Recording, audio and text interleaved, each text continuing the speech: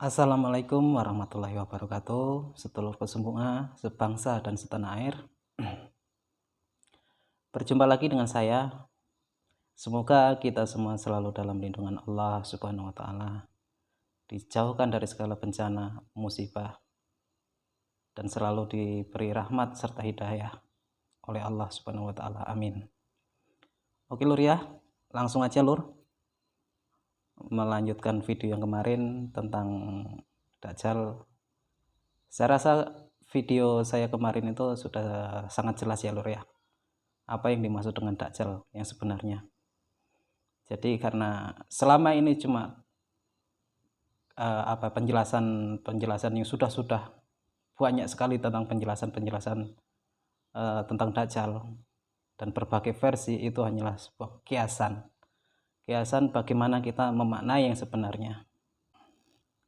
Jadi ya di video kemarin itulah kenyataan yang ada sebenarnya, menyatakan Dajjal itu bukan raksasa ataupun monster yang bermata satu di jidat, itu bukan, melainkan yang disebut orang yang sangat besar atau raksasa itu orang yang mempunyai kekuatan yang luas, yang sangat berpengaruh, mempunyai kekuatan yang besar, sangat berpengaruh sekali dia nunjuk, menyuruh apapun, sekalipun suruh membunuh oleh pengikutnya, ya dilaksanakan, karena itu orang yang sangat berpengaruh. Dan itu juga orang yang disebut sakti. Bukan sakti itu nunjuk langit terus turun hujan, itu bukan. Nunjuk tanaman tanah terus subur itu ya bukan. Tapi orang yang sangat berpengaruh, sekali dia nunjuk apapun akan diikuti. Sangat sakti. Jadi di sini saya perjelas lagi.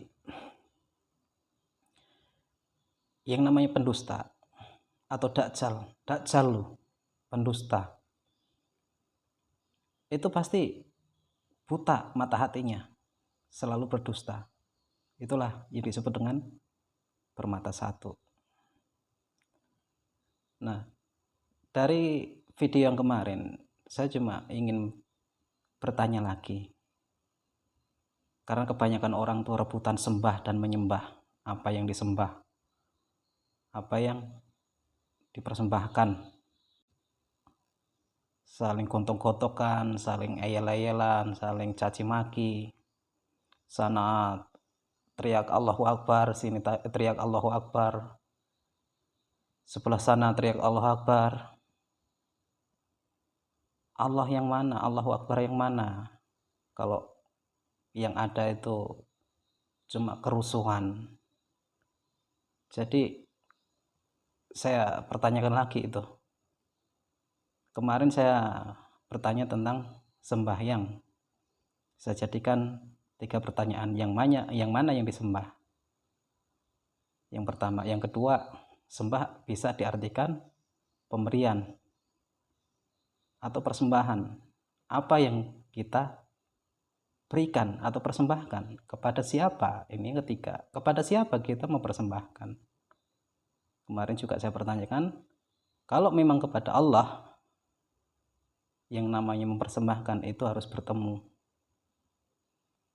Kalau memang sesama kita, sesama orang, yang namanya memberi persembahan, memberikan, itu ketemu orangnya. Nah, terus yang saling berebut Allahu Akbar, takbir, itu gimana itu kira-kira? Saya tambahin lagi nih pertanyaannya. Sembah juga bisa dilarikan tunduk atau patuh, mematuhi. Kalau kalian mematuhi orang lain, disuruh membunuh, disuruh anarkis, berbuat keji, itu logikanya di mana? Bilangnya takbir Allahu Akbar, hanya mengikuti perintah Allah, tapi Allah tidak memerintah hal yang seperti itu. Wes Lur, pikir sendiri, tolong dijawab ya Lur ya. Pertanyaan saya itu tolong disimak, baik-baik supaya kita lebih paham tentang diri kita sendiri. Dan video-video sebelumnya mulai dari awal mungkin sudah cukup jelas tentang wudhu yang sebenarnya, puasa yang sebenarnya, atau yang saya bilang amar ma'ruf dan nahi mungkar, terus mutu qoblal anta mutu. Nah, mungkin kalau sedulur semua itu bisa memahami di situ dengan logika yang ada, dengan pemikiran yang jernih, insya Allah mudah memahami. Bukan memahami itu menggunakan nafsu, itu bukan. Maksud saya nafsu, yang saya maksud itu dengar kalimat yang belum tentu paham, mengecas bahwa saya salah. Belum tentu, lor. Sekarang diibaratkan, biarpun keluar dari satu lubang, kalau memang itu telur, silakan ambil.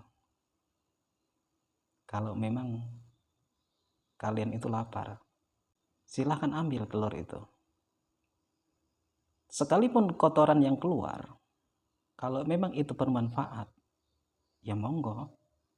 Kalau mau diambil, mau dimanfaatkan sebagaimana mestinya, kotoran itu ya ditempatkan yang semestinya.